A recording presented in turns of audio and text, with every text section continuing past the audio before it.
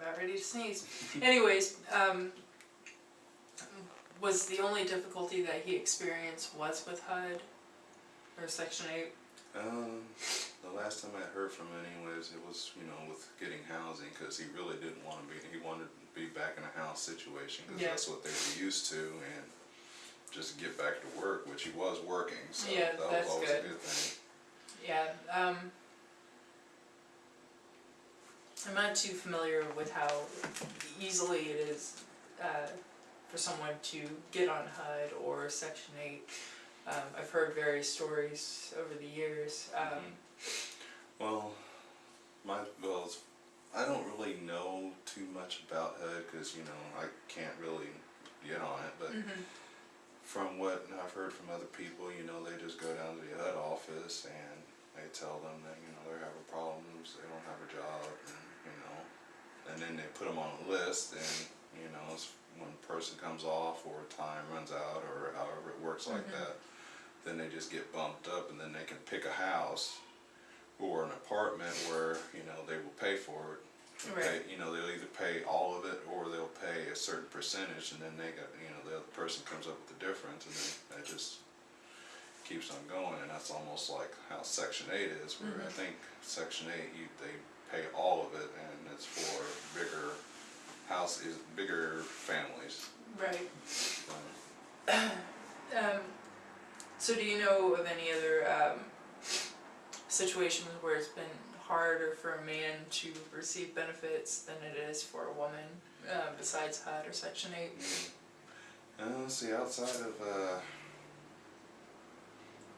you know, outside of the amazing amount of food stamps most people can get, because, I mean, with me, and I had my little girl, I mean, all I got was 70, and I was just working at a temp service. Whereas, you know, her mom, you know, she had all 3 kids, made $450, and wasn't doing anything. Yeah, that's crazy. I know another thing that, and this isn't directly related to welfare, but we were also going to talk about some other things, some other issues, how people abuse the system, and that's with Pell Grants and for going back to school.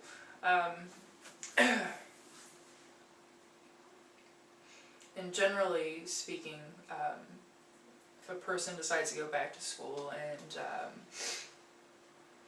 their financial situation, or if they're a parent, and there's other situations as well, but there is federal funding to allow someone to go back to school, or to go to school, period.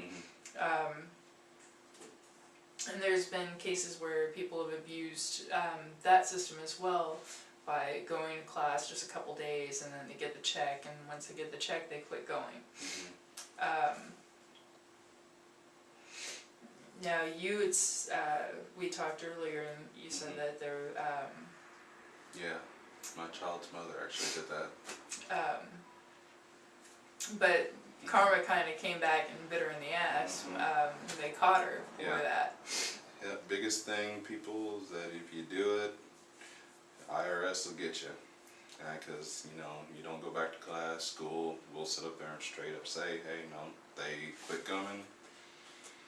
You know, when you claim your kids on taxes, you know, they'll take that money from you. And now, since Obama became president, you can't just take anybody's kid, throw them on your tax income, and then, you know, claim them anymore. You know, they have to be biologically your kid now, pretty much, unless they happen to slip through the system, which is getting very, very rare. I'm not sure if you're aware of it, but a lot of people were getting letters saying, you know, in the mail saying, well, we're withholding the child tax credit because we need to verify that these are your kids. Because I guess in the past, I didn't know that. Yeah, because in the past they would show that there's this other person on here, this other person on here, you know. Yeah, and I know, like, in the state of Missouri last year that was not allowed, or well, not the last 2 tax seasons. You couldn't, because back in the day, and I didn't know this because, like, whenever I had, deadbeat boyfriends. So that if they weren't working or contributing to the house, the household, they could be claimed because you're supporting them. Yeah. And now I know that that's different, but I was unaware that how that they actually came down even harder with. Yeah, because a lot of people are getting letters in the mail. Actually, a friend of mine got a letter in the mail saying that, in order for you to claim anymore, now they bar you from claiming any other kids. So if it shows up, they just take it right off, penalize you, and then you get whatever's left. But yeah, if you have your own biological kids, or or if you've adopted or something along that nature, or they're biologically your relatives, you have to put them on this certain list, and then you have to bring up the proof to back it up, like letters, the birth certificate, state, or like something from the state or courts, and you gotta. Well, that's good that they're actually doing it now, so that way people can't abuse the system in that way.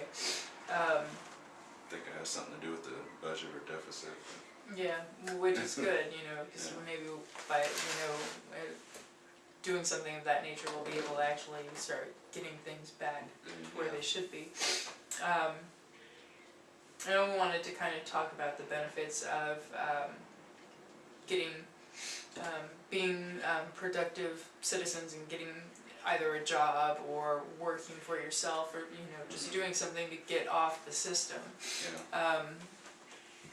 There's a lot of benefits, and I'm probably going to sound like I'm getting on my soapbox here, but I'm okay with that, and I hope you are too. One of the things is that,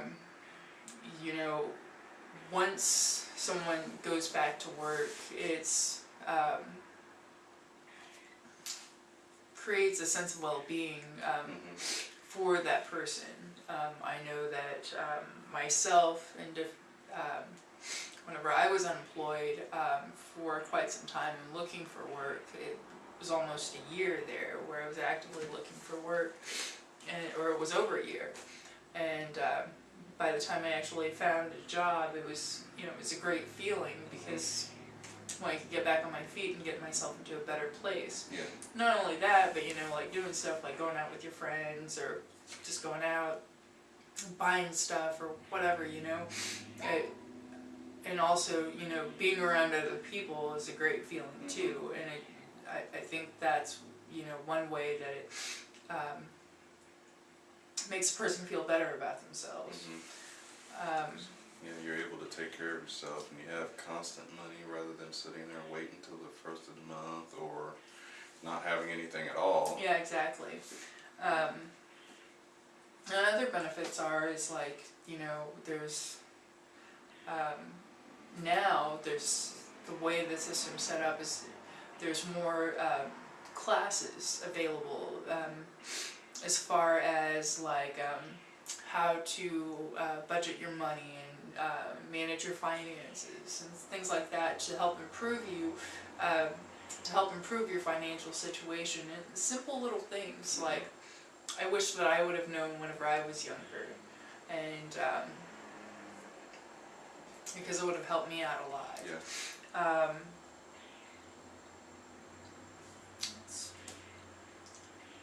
The other benefits is, that this money that we're pouring into our system could actually be used for other programs that it could actually benefit society as a whole, instead of